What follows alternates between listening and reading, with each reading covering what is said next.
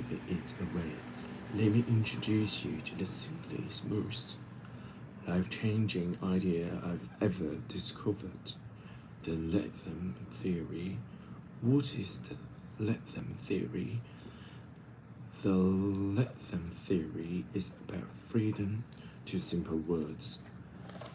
Let them, or free you from the burden of trying to manage other people.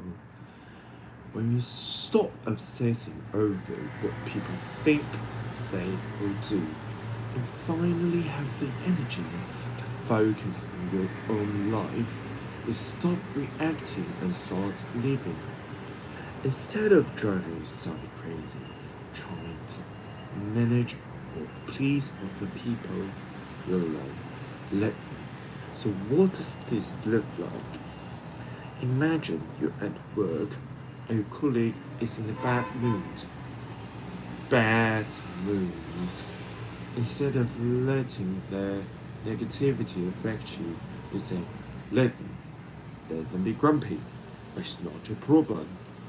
Focus on your work and how you feel. Or maybe your dad makes another comment about your life choices and it hits you like a brick. Instead of letting it ruin your day, just say, let him. Let him have his opinions. They don't change who you are or what you've accomplished or your right to make decisions that make you happy. The truth is, other people hold no real power over you unless you give it to them. Here's why this works. When you stop trying to control things that aren't yours to control, you stop wasting your energy. You reclaim your time, your peace of mind, and your focus. You realize that your happiness is tied to your actions, not someone else's behavior, opinions, or mood. It sounds simple, and it is. But I'm telling you, the shift will change everything. And even though it's called let them, this book is about you, your time, and your energy, because these are the most precious resources you have. The let them theory will teach you that the more you let other people live their lives, the better your life gets. And the more you let people be who they are, or feel what they feel, or think what they think, the better your relationships will be. Learning how to let adults be adults be adults, has changed my life, and it will change yours too. Because when you finally stop giving your power to other people, you'll see how much power you truly have. But perhaps the most surprising thing about the theory is how I discovered it in the first place. I'm almost embarrassed to tell you the story. I discovered something that changed my entire approach to life at a high school prom.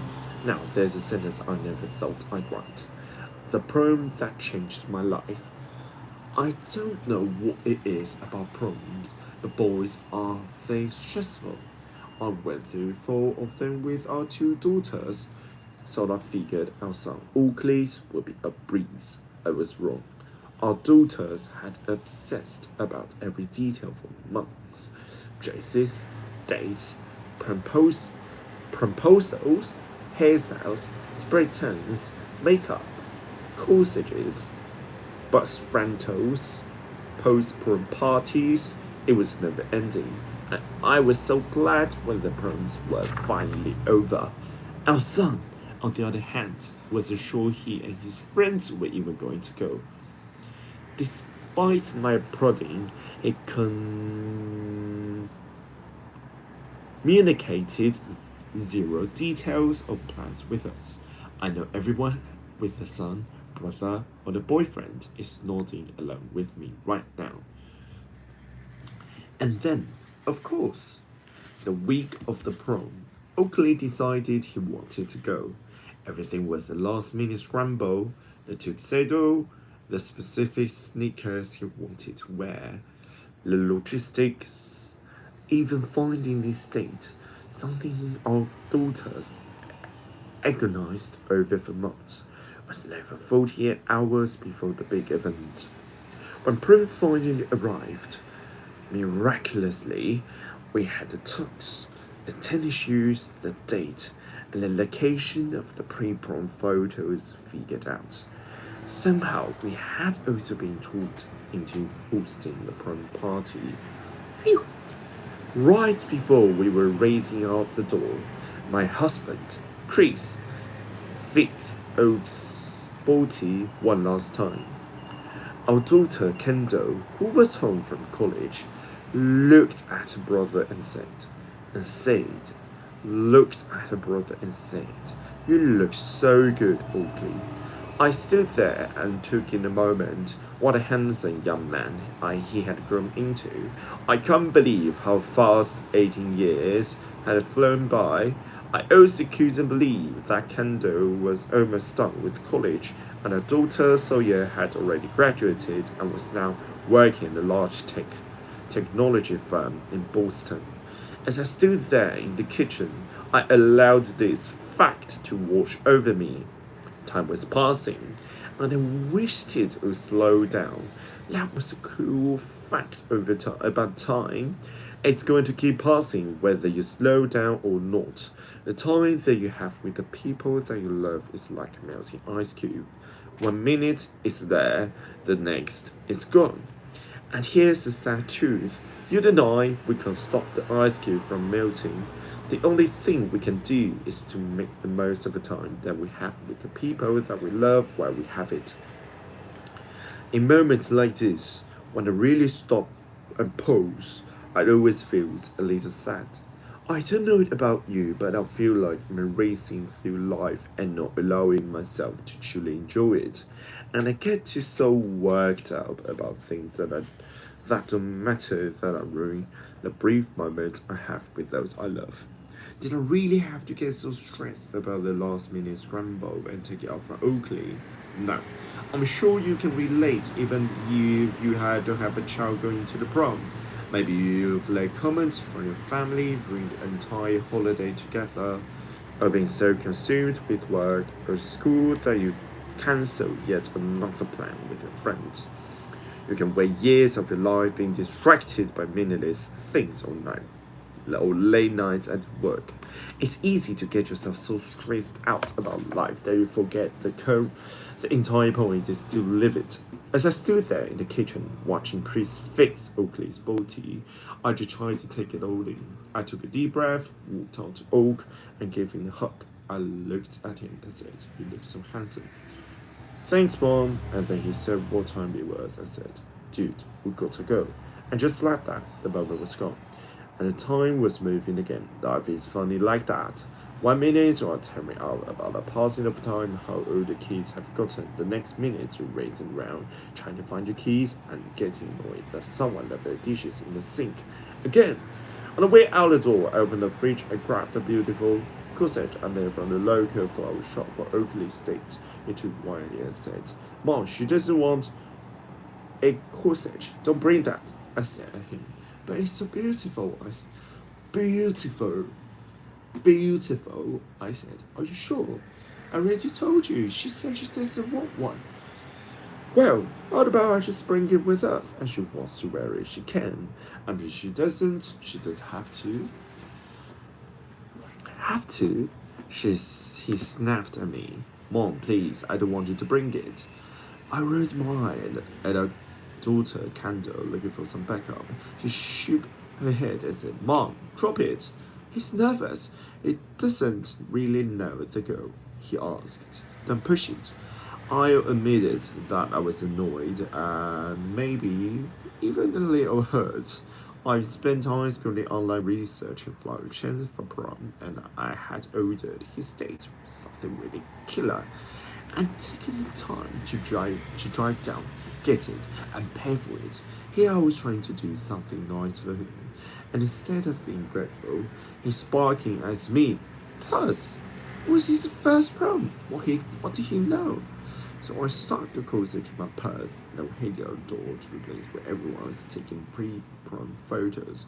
Once we got there, Oakley introduced us to his date, who pulled up a botany through his lapel and asked Chris if he could help her pin it in place. I, of course, could help myself. I reached my purse. The windlock considered. Oakley said you did want something, but some made of you just in case. Oakley showed me a look, immediately wished I had to keep my mouth shut.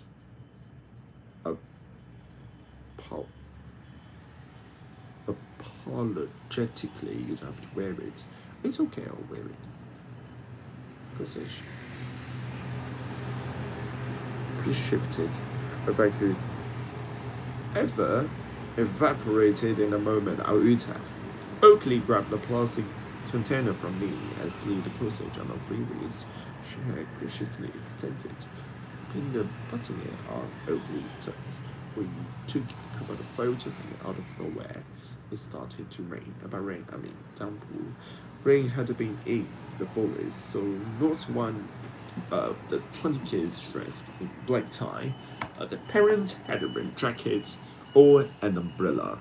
These kids are going to get soaked, I thought, but it didn't seem to face the kids as well at all. They just kept talking in the group, and that's when I overheard them say, "So what do you guys want to do for dinner?"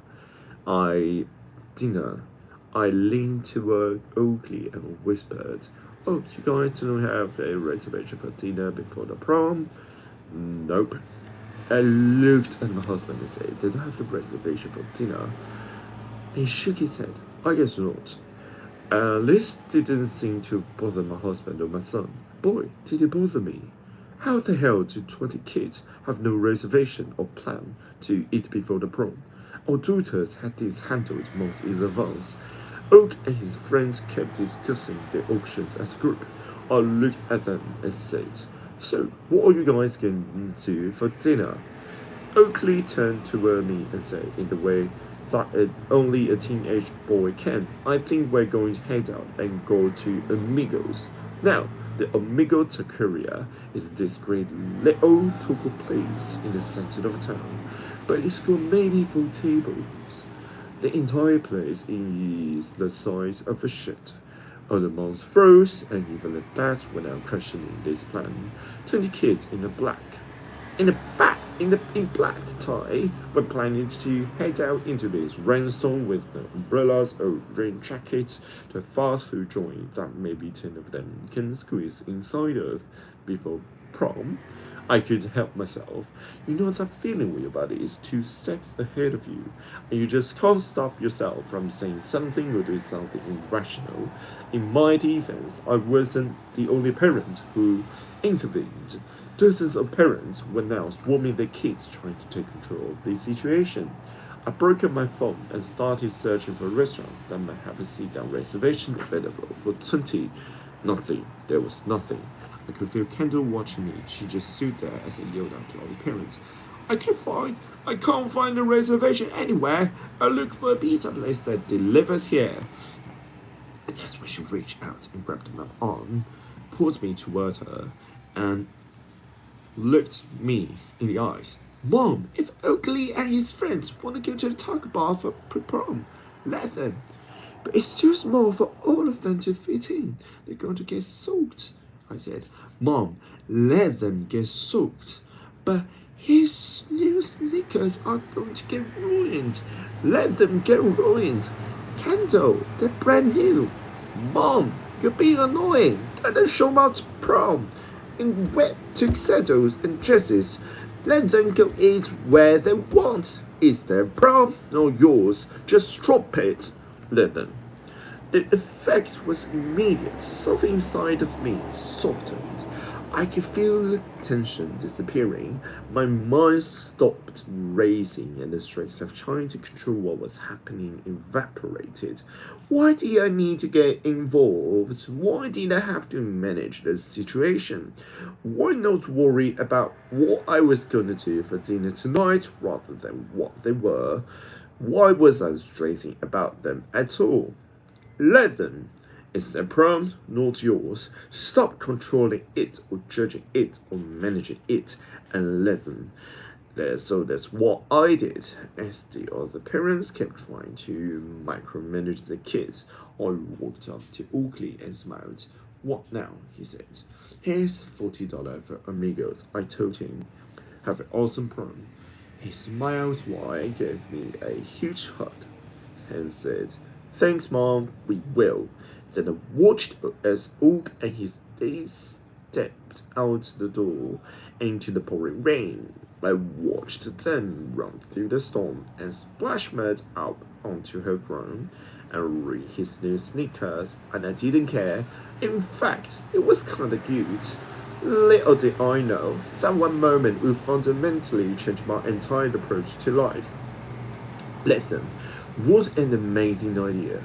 Within a week, I couldn't believe how different I felt. I started saying let them anytime I feel stressed, tense, or frustrated and funny. I realized it was almost always regarding other people. Let my family be late to absolutely everything we go to. Let grandma read the news out loud. Did you hear about this? The people had the photo I just posted online. Let Oakley be mad that I am not letting him stay out tonight.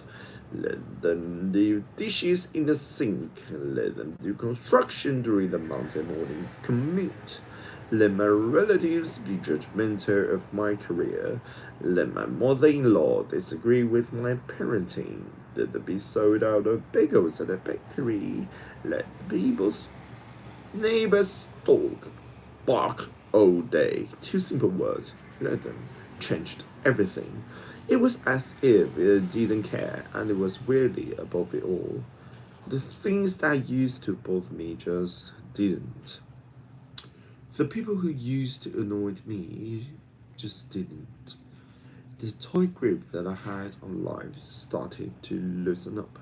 Situations at work that would stress me out or cause me to go home and complain to my family just rolled off my back. Brain space that was once overflowing with dumb worries, annoyance, and drama was now available for more important things. The more I said let them, the more I realized that a lot of what I worried about wasn't worth my time, nor did it deserve my attention. And not everyone was worth my energy. It was liberating. The more I said let them, the more time I had for myself. Time to think, time to breathe, time to have fun, time to spend on what mattered to me, time to take care of myself. I feel at ease, happy, and centered. The impact was undeniable. Even Chris noticed. You seem different. And fact is, I feel different. I feel so good. I just had to share them online, so I posted a 60-second video explaining the let them theory on social media. Here is what I said. If your friends are not inviting you out to brunch this weekend, let them.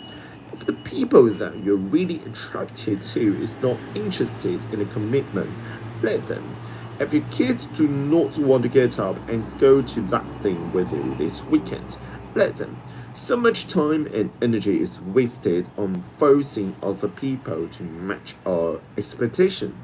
And the truth is, if somebody else, a person you're dating, a business partner, a family member, if they're not showing up how you need them to show up, do not try to force them to change. Let them be themselves because they are revealing who they are to you. Just let them, and then you get to choose what you do next. Within 24 hours, more than 50 million people have seen it. Within the week, 60 million. And there were tens of thousands of comments on the video. News outlets started writing articles about the theory and how effective it is. People around the world started flooding my DMs and inbox with questions, stories, and examples of how they were using it. Psychologists and therapists were writing blog posts about it. I was so blown away by the immediate response. I recorded a podcast episode about the theory and my experience using it. That episode took on a life of its own. It was shared so many times, Apple named it the 6th most shared podcast episode of the year globally. That was just the beginning, but because then the let them tattoos started rolling in. A lot of them tattoos.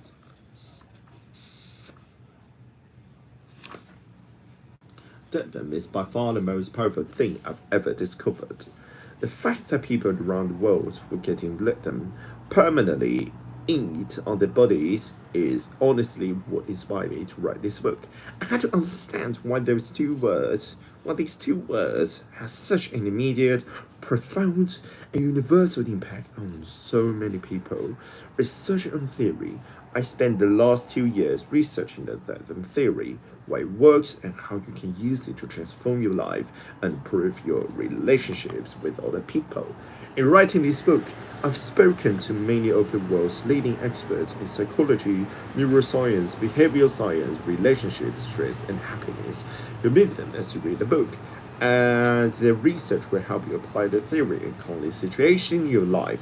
As you'll soon see, the science is clear. The thing works, and it works very well.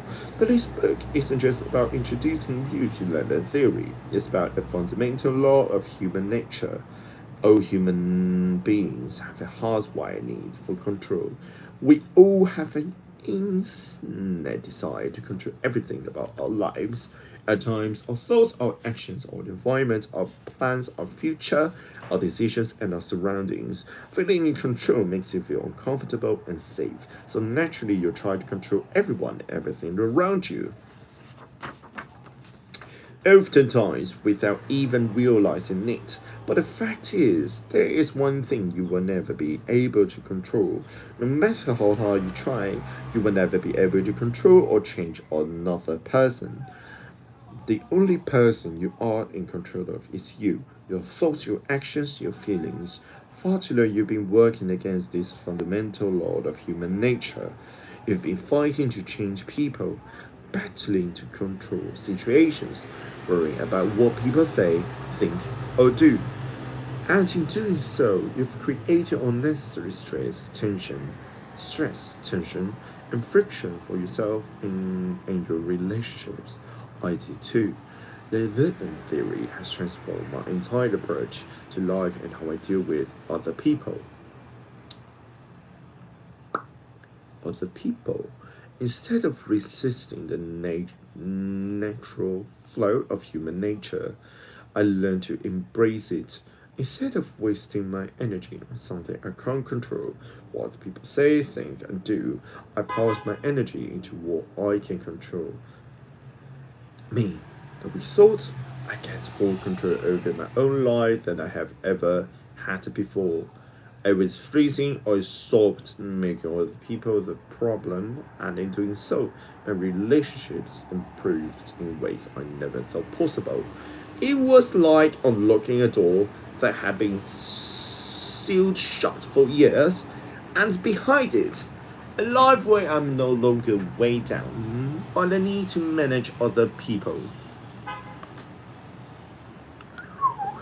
In the coming pages, you learn about the theory, the easiest way to start using it, and how awesome it feels when you do. You also learn about the surprising discovery I made early in the research. The Latin theory is just Latin. Yes, it begins with these two words, but it's not the whole story. Latin is just the first half of the equation. And there is a second, even more crucial step to this theory. Let me. In the next chapter, we'll unpack both let them and let me and explore the science and psychology behind each one of the two steps. Then you learn about the 8 core areas of your life where the theory will have the biggest positive impact.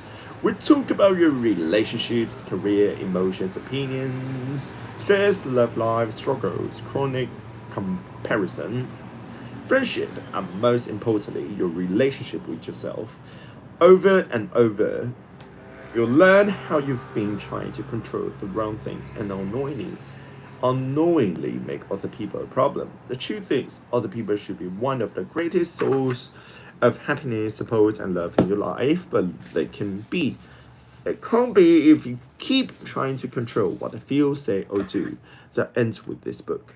Master the learned theory, and you'll stop exhausting yourself trying to control the uncontrollable.